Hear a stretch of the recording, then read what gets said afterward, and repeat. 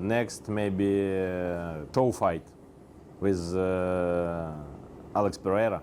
Who knows? September, Saudi Arabia. Chama. Dana White once said that he was going to fix boxing. But now, with billions behind him and the full strength of TKO, he's not just entering boxing promotion, he's coming to take over. And the first matchup could be absolutely insane, where we could see UFC knockout king Alex Pereira up against boxing legend and former undisputed champion Oleksandr Usyk. This isn't just another boxing promotion. This is warfare against the entire boxing establishment by Dana White and Turki Al-Sheikh. So stick around to hear just what Dana White is doing to change the landscape of boxing forever.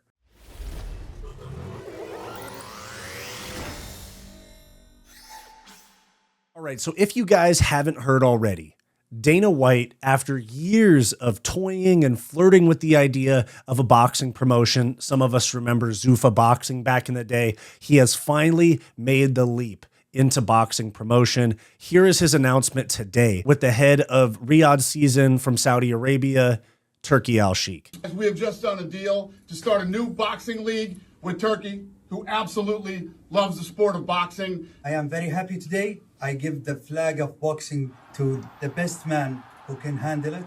He have a tough job now, but I am sure he will be delivering to the people and the fans the magnificent league and get boxing great again. The model is proven to deliver the fights that the fans want to see. The best will fight the best, and the fighters will continue to move up the rankings and become world champions. We will continue to make announcements on where you can watch and all the rest of the details on the business as we get closer to the launch. I'll see you soon. Now, as you guys can see from that video, Dana White and Turki Al-Sheikh are essentially going to be taking the UFC model and applying it to boxing, which that model has allowed the UFC to get so much farther ahead in numbers and popularity in recent years than pro boxing. And a big part of it is that fighters are not protected. They are forced to fight the best guys unless your name's John Jones. And it works, okay? They've built a business that's way more sustainable, better for more fighters, and potentially that's what they're bringing to boxing. The reason that this is such a big deal for combat sports is because it's not just 10 boxers that are getting $20, $30 million a fight.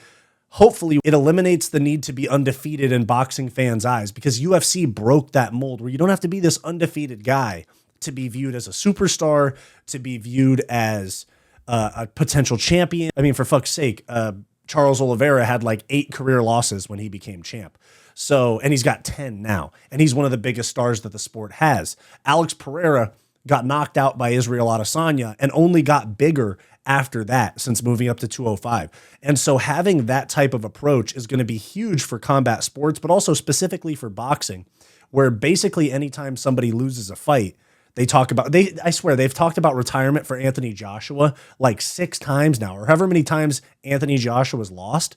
That's how many times they've talked about him retiring. It gives fighters more of a chance to redeem themselves after a loss and create longer careers and more for fighters under this model. If you're a close follower of combat sports, you've seen definitely in boxing, but also in some degrees in the UFC and WWE, and also a few with PFL events as well, that the Saudis and the Middle East are becoming heavily invested in combat sports, blowing hundreds of millions of dollars at this point to pay Francis Ngannou, Oleksandr Usyk. They just signed Canelo Alvarez. They're throwing a lot of money around. They even are partnering with the UFC on Middle Eastern events, Saudi Arabia events, where they're getting big cards in the Middle East. The Saudi Arabia fight night where Nasruddin Imavov knocked out Israel Adesanya was literally a better card than UFC 312. And one was a pay-per-view, one was a fight night, and they were literally 7 days apart. You guys have seen the influence of the Saudis in combat sports. You guys are well aware of their influence in combat sports, okay? So you have this money paired with TKO. You have all of this money paired with TKO, which if you don't know is the parent company of UFC and WWE combined since they had their merger a couple years ago. So the most successful promotion company in sports entertainment pairing with literal billions, if not trillions of dollars in this Saudi wealth fund where they're using it to grow tourism in the Middle East. This is a monster, okay? This could change the landscape of boxing forever. It could make it to where the Frank Warrens and the Eddie Hearns are eventually irrelevant because they won't adapt to a new model. And given Dana White's like long-term criticisms of boxing promotion and boxing promoters, the whole thing, given Dana White's longtime criticism and desire to get into boxing, this deal is not confusing or a surprise. I didn't think it would happen this soon. I thought maybe it would take some more time. Maybe Dana would retire from the UFC, but it looks like that's not what's going to happen.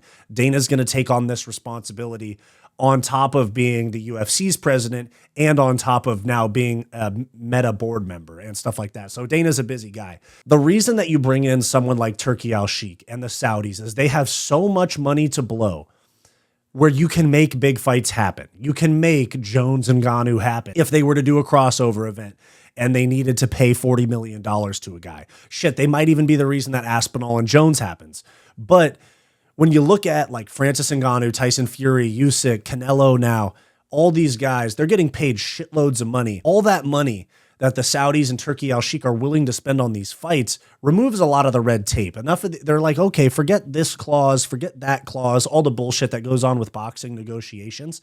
You just have a guy with a shitload of money behind him going, take this money, take the fight, shut the fuck up.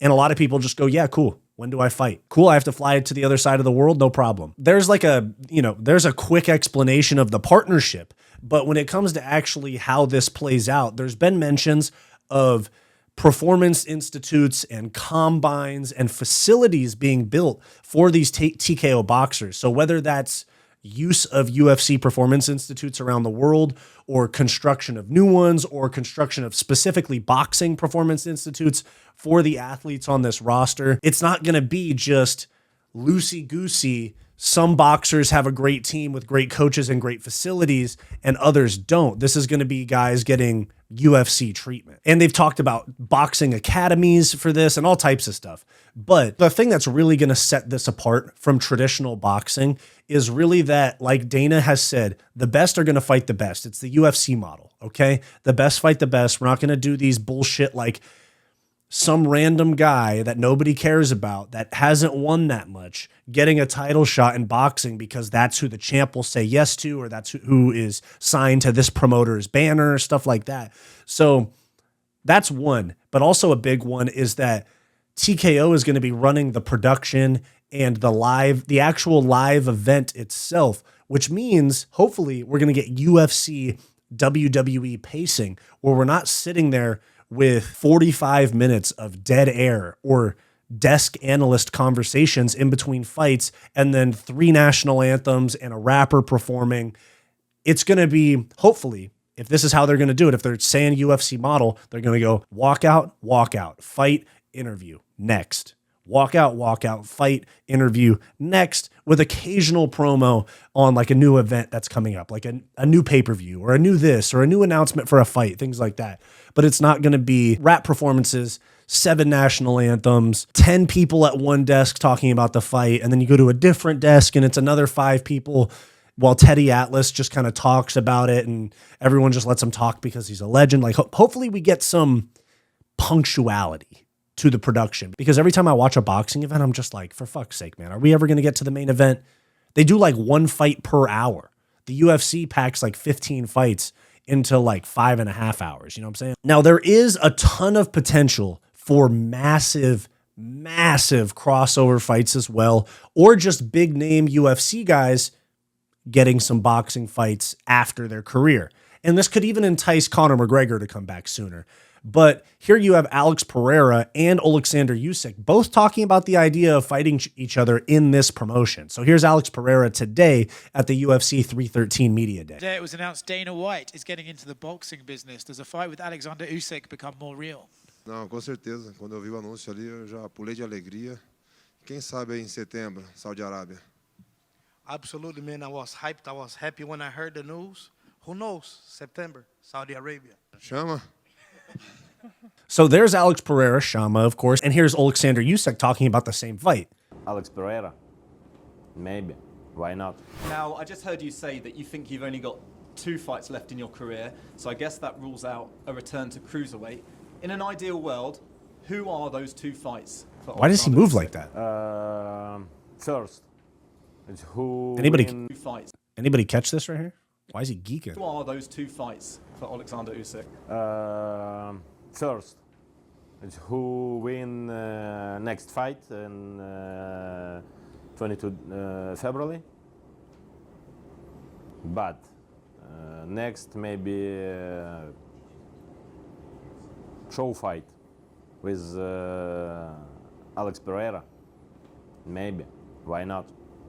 Alex Pereira. I would love to see that fight. I mean, somebody like Oleksandr Usyk, who's actually very, very skilled and not just only a power puncher, like some of the heavyweights. I know he was a cruiserweight before, but just a very skilled guy. And he trains other martial arts, so maybe even some sort of mixed rules fight, but probably not. But they'd probably just do boxing. But regardless, it doesn't matter. I want to see this fight. This would be sick. Get Pereira that like $30 million bag from the Saudis. Forget John Jones. I'm tired of hearing John Jones say, give me fuck you money for the Aspinall fight. Pereira steps up when they need him. Pereira's the guy that should be getting a massive, massive payday from the Saudis. Fuck John Jones. You know what I'm saying? You're definitely going to get Conor McGregor potentially making a comeback there. You're definitely going to get John Jones, no pun intended, but jonesing for a fight in this promotion because he wants that big bag.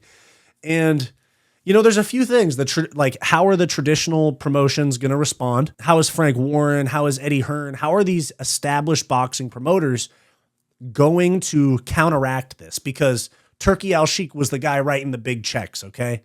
He's now partnered with Dana White. So his promoter is decided. So now what do we do with these guys? Like, this might be the end, okay? This might be the end of these tyrant boxing promoters that just decide which fighter gets the big fights, who gets to fight cans, who becomes a can, things like that. And this could be a massive, massive change in the landscape of boxing and also combat sports as a whole. I mean, I'm just saying, there's a possibility at some point being a TKO event, similar to the way One Championship does MMA, kickboxing, grappling, and Muay Thai on the same cards. Logistically, it would be a nightmare, but I'm just saying there's a possibility where you have on one event a boxing match, UFC fights, and some sort of pro wrestling, WWE, especially if it's like a Logan Paul, somebody that has had their name tied to boxing a lot that's in MMA, or maybe even Colby Covington because he wants to go to WWE after the UFC. They said that they're going to launch in 2026, which seems a little bit far off, but you know, they got to get things in place. They got to sign boxers. They got to get things organized. They got to figure out all the financials and who's going to get paid what. Although 2026 seems really far out, it's really not. Okay. I mean, it's going to be here like that. And we're going to be like, whoa, what the hell? That's their first event. That's their first fight. It's not going to be just some randoms you never heard of. We're going to be like, whoa, they booked this person and they booked Pereira versus Usyk for their first event. Like some shit like that. So we'll see. And this is obviously, you know, Zuffa boxing never came to fruition, but this is kind of a form of that, given that it's Dana White getting involved in boxing. Now, I think that this will totally change boxing. This is just my personal opinion. I think this will change boxing in a vast way. And if there's one person that has the formula for fight promotion in this day and age, it's Dana White. Dana White's the one killing it over these boxing promoters that have to throw 10, 30, 40, 50 million dollars at a Canelo or Deontay Wilder, Usyk, somebody like that to get them to fight. I think that Dana is the one to fix this landscape. And I'm not saying fighters are going to get paid less. I'm just saying he's going to make it to where more people can eat. And that's the way I view it. I think that if there's one person that's going to fix boxing, it's definitely Dana White and the current UFC model. But guys, let me know down below, what are some dream matchups? They could be crossover. It could be Conor Logan Paul. It could be Alex Pereira and Oleksandr Usyk. It could be John Jones, Tyson Fury. Like, what are the dream matchups that you guys want? It could even be Canelo and Bud Crawford. It could just actually be boxing versus boxing. So they got a lot of money. It's something to be excited about. They got the right guy in charge with Dana. Let me know your thoughts down below. What matchups do you want to see in this new boxing promotion? And just what are your thoughts? So like, subscribe. Thank you. Thanks for watching this video, guys. Please make sure to like, subscribe, drop a comment down below. All that good YouTube stuff really helps me out a lot. If you want access to bonus content, become a channel member through the link below this video. video or the join button on our channel homepage. If you're interested in some non-MMA content from me, go check out my podcast, What's Up Bro, with Wyatt and Bo, linked below this video. Go watch this suggested video, and I'll see you next time.